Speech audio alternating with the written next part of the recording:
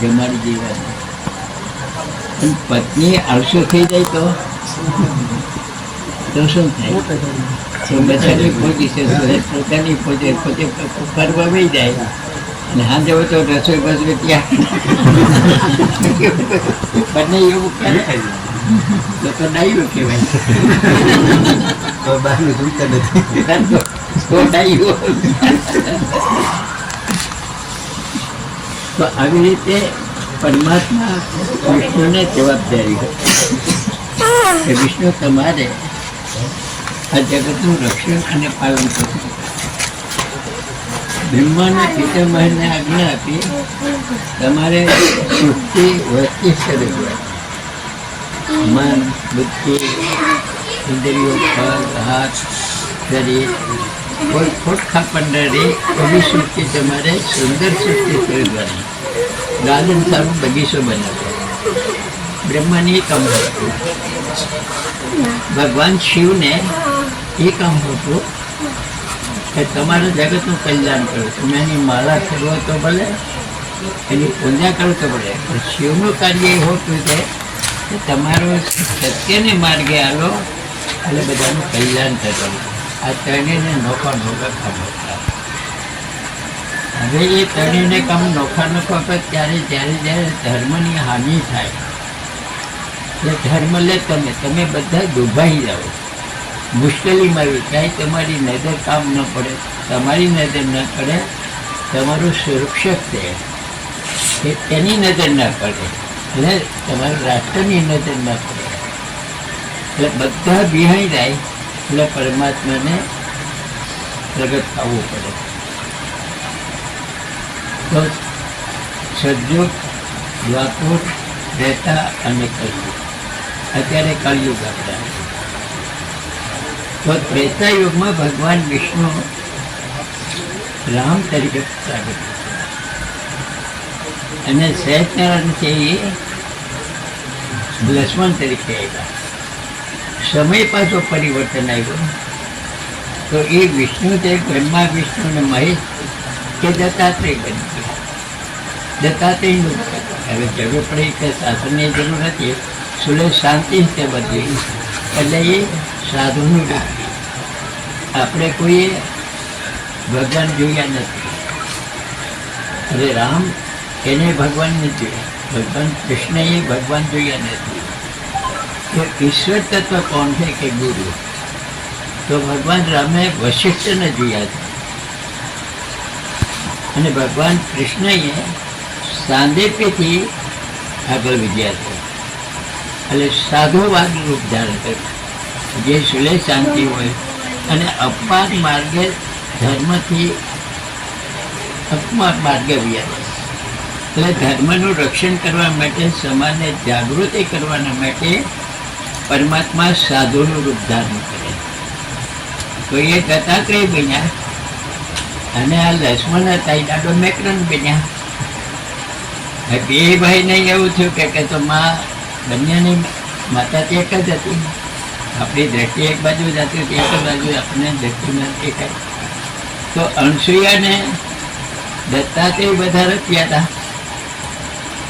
અને દાડો મેકરન એને ક્યાંક વખતથી બાವು હશે અને જીવન વિતાવે છે જંગલમાં, જ્યાં જ્યાં જીવન પ્રસાર કરે છે.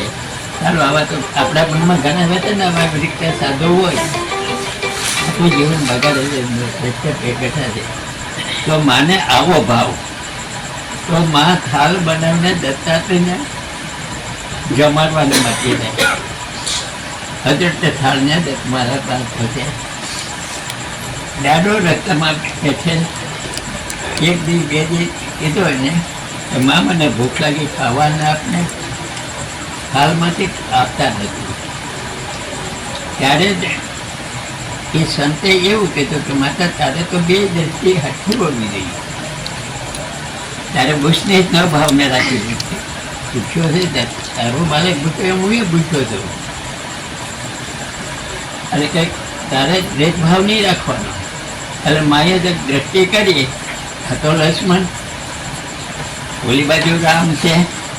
એટલે એને ભાવના એ છે અરે હું આ એટલે આટલો મોટો છે, આ નાનો છે, નાના પર વધારે પ્રેમ હોય. એટલે માએ થાળ લઈ અને આહાર દીધો. એટલે આહાર દીધો તો દત્તાત્રેય ભગવાને કીધેલે ને કે તમે કોઈ રસ્તામાં સાધુ વ્યક્તિ કોઈ હોય, આ મારા થાળમાંથી કોઈને આપવાનો નહીં, ને તમારે જમણવાર તમારે નોખો થાળ બનાવીને નહીં દેવાનો, મારો થાળ નહીં દેવાનો. કેમ બેટા? એમ એમાં જો એ વ્યક્તિ કોઈ હશે ને એવો, તો એ મારા થાળમાં તમને આપશો ને તો મારી અડધી શક્તિ લઈ જાય. એટલે માને આ ભલે હતી બહુ કે મારા દીકરાની સ્થિતિ આવું વ્યક્તિ લઈ જાય. એટલે અઠવાડિયું સુધી પછી માએ થાળ જાય પણ આ થાળ આપતા જ નથી.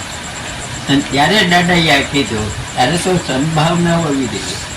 દ્રષ્ટિ કરતા રામના લક્ષ્મણ તો નાના માટે તો વધારે પ્રેમ નતો. દત્તાત્રેય ભગવાન યાદ પરમાર થાળ લઈને એને જમાડ્યા.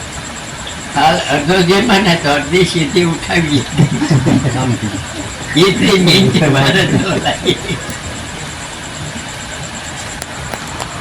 મારા અંગમાંથી અડધી તો શક્તિ બની, હું શક્તિહીન થઈ ગયો. અને પોતે શેઠનું રૂપ ધારણ કર્યું. અને શિખરમાં તે સ્લાંગ માટે સીધા આવે છે દાદા પાસે, તો દાદા પથ્થરની શિલા બની ગયા. ત્યારે કહે છે કે પછી પૂછે દિગંબર કે જોગી કે જડાધાર સંપૂર્ણ કાપડી આગળ કોણ તારો અવતાર. કે એ બધી કૂદ કરવા નથી. એ સુરતની અંદર જે ભમરાનો વધ કર્યો ને કે બ્રહ્મચર્યને કે 14 વર્ષ કે ત્યાર બધો બ્રહ્મચર્યનું પાલન કર્યું, એ જ તારું સાથી દાદી કહું. હવે ઓળખાણ બાંધવી કાંઈ તો દત્તાત્રેય શુભ થઈ ગયા. પછી અમે કાવડ આપી કે આ કાવડ લઈ ત્યાં રણની અંદર જવું પડે ને ત્યાં જીવવું છે. હવે એને 650 વર્ષ થયા. જયારે સમજ એને 650 વર્ષ થયા. અને દેવીદાપુ જયરામ બાકી દાદા મેં આ બધા એક હાઈકામાં રહી ગયા. તો એ દરમિયાન ત્યાં તો કોઈ જોતું નથી. તો 650 વર્ષ પહેલા તો ત્યાં કોઈ વસ્તી અમે આજે હમણાં ગયા હતા 3 કલાક ગયા ને કિલોમીટર સુધી અમે ગયા. રસ્તામાં અમને કોઈ માણસ જોયો નહીં. એક ગાયોનો વાળો જોયો, એક ઘેટા વાળો જોયો અમે, એક બીજી ગાયનો, 2 ગાય વાળા હતા ને બસ. બીજી રસ્તામાં કોઈ વસ્તુ નહીં. કિલોમીટર સુધી આવું ભયંકર રણ. હવે ત્યાં દત્તાત્રેય ભગવાને કેટલી કઠોરતા ના પાર કે આ સહેજ નારાયણ. તમને સાદું ઉદાહરણ આપો. તમારા પાસે નિખરોની સંપત્તિ હોય, એટલું સતત ગાઢ તમારું હોય, અને એમાં સમયનું પરિવર્તન આવે અને સંપત્તિ બધું અજસ્ત થઈ જાય તો જીવન કેવું થઈ જાય. તો સહેજ નારાયણ ત્યાં ક્ષીરસાગર, ત્યાં સહેજ નારાયણ, ત્યાં ભગવાન વિષ્ણુ અને ત્યાં નારાયણ. અને એ સૈયામાં ભગવાન આરામ કરતા હોય અને એનું જે સૈયા આરામ હોય એ વાઇબ્રેશન થતું હોય અને સમુદ્રની લહેરો આવતી હોય અને નારાયણી પગ થઈ અને પગ 3 હાથમાં લઈ તો યોગ નિંદ્રા લાગી જાય. આ શક્તિ, આ શાંતિ એને બદલે રણમાં એને મોકલી દીધો. એટલે કઠોર છે દત્તાત્રેય ભગવાન, એને જોયા પછી ભગવાન વિષ્ણુ રમ બહુ કઠોર છે. હવે આને પરમમાં રહેવા દીધો તો હું એને વાંધો હતો, અને કાવડ હોપીએ કે તું ન્યા જા. પછી એને ત્યાં સંઘર્ષે બેઠ્યો તો ફરીને પાછું દત્તાત્રેય ભગવાન કે આને પાછો બોલાવો. કોઈ બાપુ સાદલ પીઠ થઈને એ દાડો મેં પાછા આવ્યા. એટલે હવે તારે આ રણ તારે વેઠવું નથી, હવે તું પરમ એટલે સદીઓ પહેલાનું છે. એક વખતે ભગવાન કૃષ્ણ અને કુરુક્ષેત્રમાં યાદવ થઈ આવે તો ભગવાને વિષ્ણુ અવતાર કંઈક ધારણ કર્યો, કૃષ્ણ અવતાર ધારણ કર્યો. કૃષ્ણ અવતાર ધારણ કર્યા પછી ઘણું બધું એને સંઘર્ષ હતો કે એને કંઈક ફિલોસોફી વાપરી કે આધ્યાત્મિક રીતો માર્ગદર્શની જીવોને કંઈક માર્ગદર્શક ગીતામાંથી એને બહુ પ્રવચન હતો અને કઠોપનિષદ સાગોપનિષદમાંથી તેને આખું અર્જુનને જ્ઞાન હતું. તો એ ટાઈમે બરાબર કુરુક્ષેત્રમાં યુદ્ધ હાલે અને જયને વિજય વિષ્ણુએ માનવ શરીર ધારણ કર્યા પછી જય વિજયને સ્વર્ગનું સુકાન આપ્યું. આ સ્વર્ગનું સુકાન તમે સંભાળો, જેને તમે જસાને વરદાન કહ્યું. તમે મંદિરો આવ્યા છો કોઈ? જેમાં અમર અને સત્યવતાની બે સમાધિ, એની બાજુમાં બે સમાધિ છે એ બે જય અને વિજય, એનું નામ છે જસ અને વરદાન. તો ભગવાન વિનાને ગમે નહીં. ભગવાન પૃથ્વી ઉપર આવતા લીધો તો બે જણા નક્કી કર્યું તો સ્વર્ગનું સુકાન આપણે કરી દઈએ, પણ ભગવાન નથી ગમતું. એટલે તો કેવું કહે કે આપણે કરીએ ચાલો. એટલે કે કેવી રીતે ફરવા જવું આપણે? ક્યાં જવું કે બીજી આપણે ફરવા જવું સૂર્યને કેવું.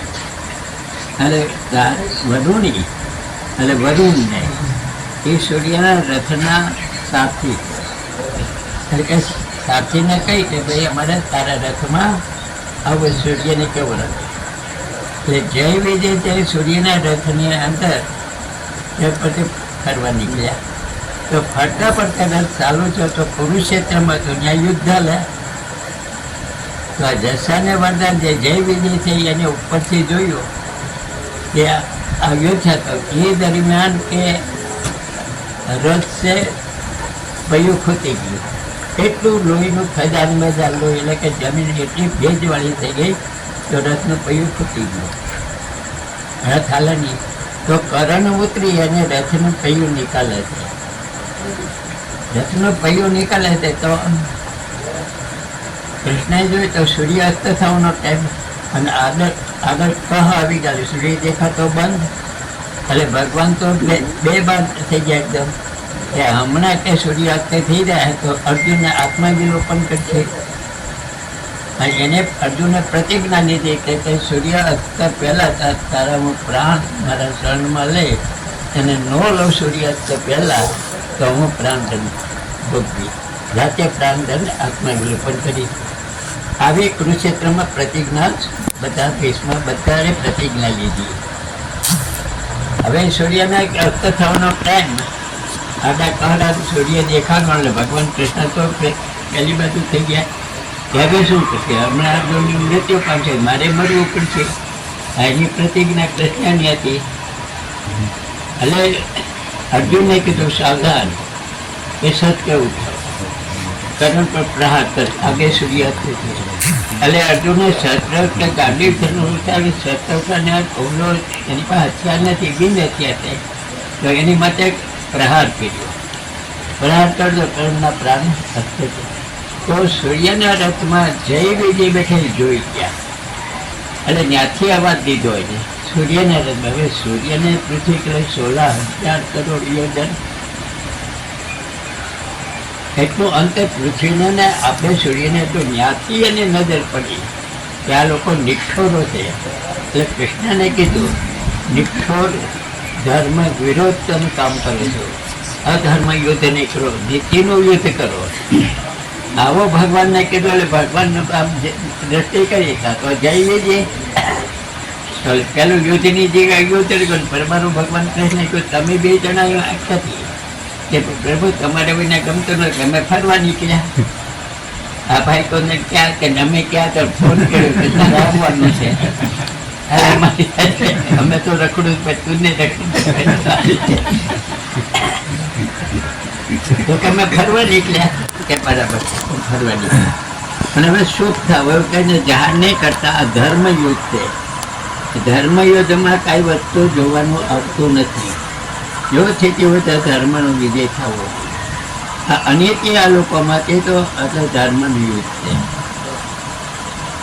તો ભગવાન કૃષ્ણએ એ કીધું કે તો હવે તમારે ધર્મયોગનું જાણવું તો તમારે પૃથ્વી પર જવું છે. તો જય વિજય માં હિંગલાલ, એટલે માં હિંગલાલનો પ્રકાશ તે આપણા આમ નેત્રો બંધ ખોલીએ તો પ્રકાશ નીકળે, એમ માં હિંગલાલના નેત્રોનો બંધ થતા ખોલ્યા નેત્રો તો એ બે પ્રકાશ નીકળે, એમાંથી જય અને વિજય જે જસાને વરદાન બને. એટલે માં હિંગલાલના દીકરા કહે, પેલી બે સમાધિ માં હિંગલાલના બે દીકરાઓ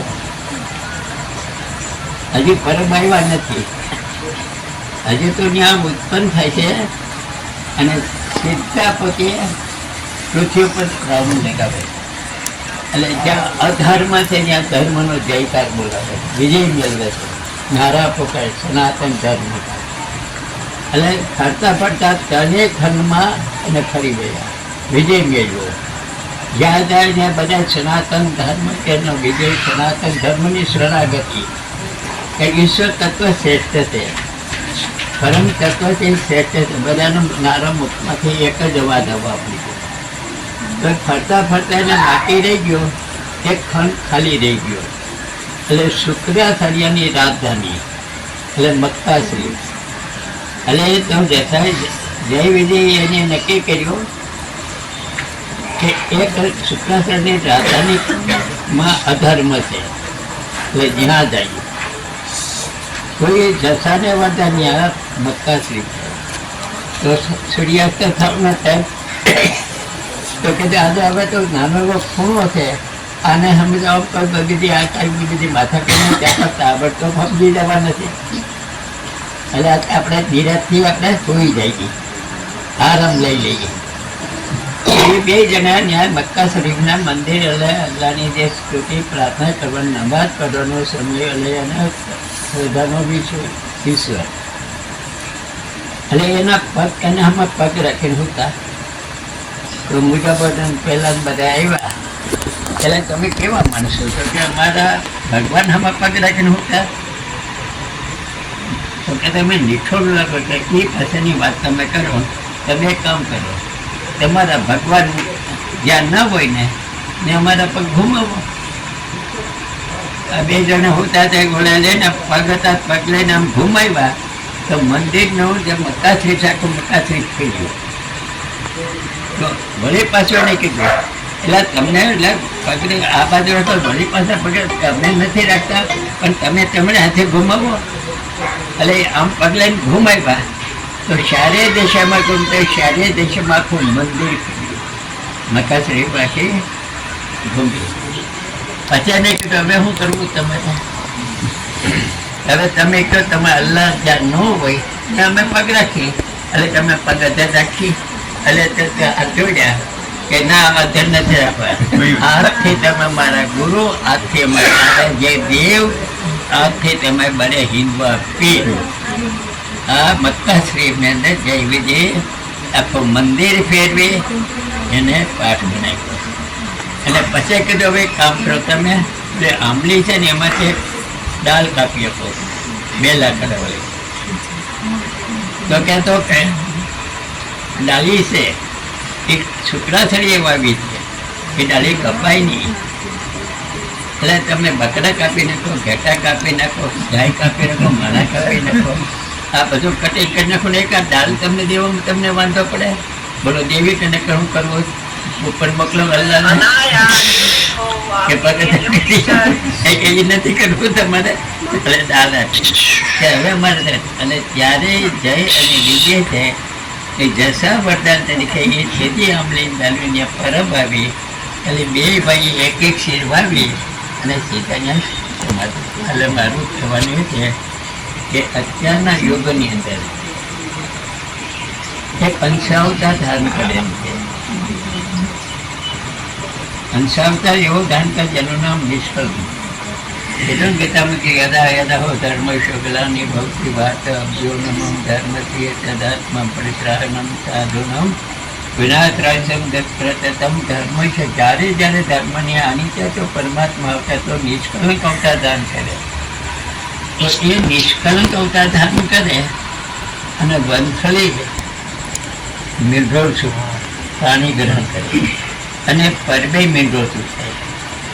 ત્યારે રાવણનો ભાઈ કુંભકર્ણ, અને કુંભકર્ણને રાવણ શિવના ઉપાસના કરી અને શિવ એને પર પ્રસન્ન થયા, એટલે એને ફેવરમાં થઈ ગયા પરમાત્મા. એટલે રાવણની આજે કોઈ મત ન મિલાય, હાથ ન મિલાય. તો તમામ જગ્યાએ નહીં બીજી મળે. તો રાવણને એમ થયું કે આ સોનાની લંકા છે અને પુષ્પકભાઈ મને આ લઈ લઉં તો બધું લઈ લીધા, પછી કઈ એના ભાગા ભાઈનો માલ કેમ ખાઈ દઉં. તો રાવણે વગર યુદ્ધે લંકામાંથી ધામમાં લગાવ્યો, લંકા કબર કરી પુષ્પકભાઈ લીધી. કુબેરને કીધું એવા નગરી છોડીને ત્યારે બહાર નહીં જવાનું, મારી પૃથ્વી પર નહીં જવાનું. એટલે કુબેર એના પિતા પાસે ગયો, પરદાદા પાસે, કે પિતાશ્રી મારું બધું લઈ લીધું, હવે મારે શું કરવું?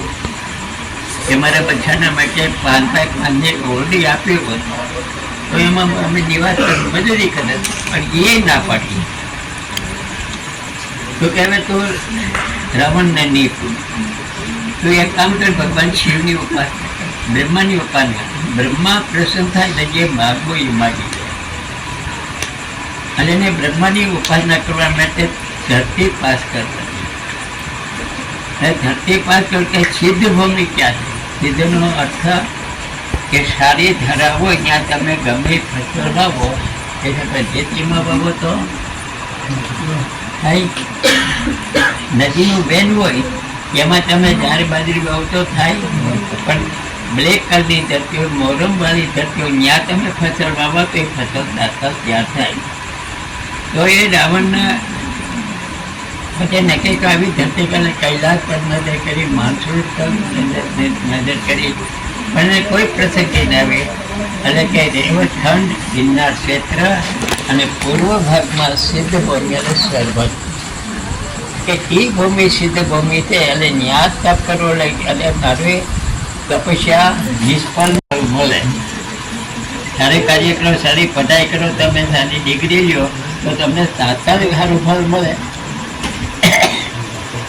એ ધરતીને પાસ કરી અને કુબેરને તપ કરવાય ત્યાં પરબની અંદર, અને પરબમાં તપસ્યા કરીએ તો બ્રહ્માજી પ્રસન્ન થાય કે હે કુબેર, તારા તપથી બહુ પ્રસન્ન થવું, અને આ ધરતી પર તે તપસ્યા કરો, આ તપનું ફળ નિષ્ફળ ન થાય, તારે જે જોઈએ એ માર. તો રાવણનો ભાઈ છે ને, એ બ્રાહ્મણ પણ છે, રાવણનો ભાઈ. થોડી પ્રકૃતિ હોય ને તો કઈ એક કામ કરો, દેવતાની જેટલી સંપત્તિ છે ને મને આપી, ઇન્દ્રની, વિષ્ણુની, બ્રહ્માની, જો સંપત્તિ દેવની ખજાનો હતી એનો માલિક હું કુબેર ભંડારી બનાવ્યો, લોકલ બનાવ્યો કે મારા હાથમાં. પછી બીજું કે ઉત્તર ધરી છે, ત્યાં દીપપાલની જગ્યા ખાલી છે. એટલે દીપપાલ એટલે અણુશક્તિ, ત્યાં પૃથ્વીના શેડો મૂકે એટલે પૃથ્વી વૃત્તાંતરથી રજકણ ઘડીકમાંથી, સૂર્ય રજકણ છે, સ્વર્ગ આનું નામ દીપપાલ કહેવાય. એટલે અણુશક્તિ અને વાતમાં તો કે એ મને કાપો, તો કે આ મારું કાપ નહીં. ત્યાં તપસ્યા કરી દીપપાલ કરતા રસ્તો બતાવો. હવે તો મહાકાળની તપસ્યા કરી, એટલે કુબેરે ત્યાં પરબમાં મહાકાળની તપસ્યા કરી, એટલે મહાકાળ પ્રસન્ન થાય. એટલે મહાકાળ કે કબીર બોલતા તપથી હું પ્રસન્ન છું, ત્યારે જે જોઈએ એ માગી જાય. તો કે દેવતાનો ખજાનો મને આપો, એનું લોકલ બનાવો. ચાલો મંજૂર. હવે પછી કે મને એ આપો કે ઉત્તર ધરીનો દીપપાલ બનાવો. હાલ એ મંજૂર. અને હવે કુબેર સાંભળતા ને હું ધ્યાન દોરું છું. અને કોણ? ભગવાન શિવ ભવિષ્યવાણી બોલે. એ એક નથી, દેવાજ પંડિત માતું એક નહીં, ભવિષ્ય પુરાણ, બ્રહ્મ પુરાણ, આ ગિરનાર છે એને એ ભવિષ્યવાણી બોલે છે. ગિરનાર કિને ભવિષ્યવાણી આવી છે કે ક્યારેક વશિષ્ઠના શિષ્ય હતા, અને રામનાથની આપણે શિબિર, આપણે ગુરુદ્વારો રામનાથ, અને આ શિબિર બધા દેવતાઓ ઋષિઓની શિબિર હતી. અને એ વખતે ગિરનારને ભવિષ્યવાણી બાકી છે. ગિરનારને ભવિષ્યવાણી એ આવી છે કે વચિષ્ઠાને શીખ્યું કે પર્વત રેવત આટલી બધી તારી શક્તિ ને આટલો બધો બળવાન અને તારે પાછું તે તું મોં દબાવી અને પડો છોડીને હું બેઠો એ તું બહાર નીકળ ને. અને ત્યારે કે હું વસન બનશો કે મેં ઇન્દ્રને વસન આપ્યું છે કે હું અહીંથી ઉડ્યાન નહીં કરું. કે પેલા પર્વતોને પાખો હતો તો પર્વતો એક થતી બીજા સ્થળાંતર થતા. તો જ્યાં ઉતરે ત્યાં સિટી કે ગામડું આવે એ તો જ્યાં ઉતરે ત્યાં તો એટલા ઉંમર તો જમીન દોસ્ત થઈ જાય. એટલે ઇન્દ્ર મહારાજે પર્વતોની પાખો બધી સીટ બંધ કરી નાખી. તો આ ગિરનારની પાછો જીવિત છે. એટલે કે ઇન્દ્રની કહેતો કે હું પસંદ બનશો કે હું ઉડિયાન નહીં કરું. અને બોલ્યા ઋષિ એમ કે તારામાં બળ છે તારે પાંખો તો તું શક્તિ થતો તું મોર દબાવી બહાર નીકળ ને. હવે વિશાળ છો તે એટલે 6 ખંડ જેટલું તમે બહાર દેખાય છે એ ખાલી ડોકનો ભાગ દેખાય છે. 6 ખંડ તો ધરતીની અંદર છે આ પર્વતમાં. એટલે ત્યારે એને ભાષા વાણી એવી ઋષિને કીધું નિષ્કલંક અવતાર થાય છે. અને નિષ્કલંક અવતાર કે વૈષ્ણવદેવ ને મેઘાદેવીના પાણીકરણ થાય અને પરબે મીંડોળ છૂટે અને તેરીને સાંયો આપવા માટે હું બહાર આવી. તો કે ત્યાં હિમાચલ કરતા એવું સોંપ્યું નહીં. એ ખાલી ડોકનો ભાગ છે. 6-7 ખંડ છે. આ પર્વતને ભવિષ્યવાણી આવી ભવિષ્યવાણી મહાકાલે કરી. હે કુબેર તારે નિષ્કલંક અવતાર થાય. આ તને લોકલ બનાવું દેવતાનો લોકલ સંપત્તિનો માલિક બનાવું દિક્પાલ બનાવું તને. પણ મારી શરત એટલે કે નિષ્કલંક અવતાર થાય અને ત્યારે આ તમામ સંપત્તિ છે વૈષ્ણવદેવી સાથે મીંઢોળ બંધાય અને પરબે મીંઢોળ છૂટે ત્યારે પરબને આ જરૂર પડે. આ તમામ દરવાજા ખોલા કરી અને પરબ ભેગી તું સંપત્તિ કરી ને કા ત્રિશુળ તારા માટે. આ ભગવાન શિવે ભવિષ્યવાણી પછી ભવિષ્ય પુરાણની અંદર છે, બ્રહ્મ પુરાણની અંદર છે, ભાગવતમાં છે, રામાયણમાં અંતિમ કલયુગનો સમય અને હવે અંતિમનો કલયુગનો સમય આવ્યો છે કે આ 2026મી સદી આવે. 26મી સદીમાં પૃથ્વી પર અસ્તિત્વ પેદા થઈ. 2030માં માનવ સૃષ્ટિ ખતમ અને બંને વન સૃષ્ટિ થઈ રહે. એટલે જેટલું બને ઈશ્વરની નજીકમાં રહેવાનું, પરમાત્માની યાદી કરવાની. પરમાત્માની ઓળખાણ ન હોય તો તમારી યાદી કરો. તમે કોણ છો? તમે હિન્દુ નથી, તમે મુસ્લિમ નથી, તમે ક્રિશ્ચિયન નથી, તમે દ્રવિડ નથી, તમે કોઈ જાતિ નથી. નો લેડીઝ નો જેન્ટ્સ. તમે ગોડ ટુ સોલ આત્મા છો. એટલે તમારી અંદર જે ભીતર જે ચેતના છે એ ચેતનાની ધ્યાન દેજો તો જ તમે આ ત્રીજા વર્લ્ડ અંદર અણુશક્તિમાં તો જ બસવા ન કે બસવા ના નથી. બોલો પરમ.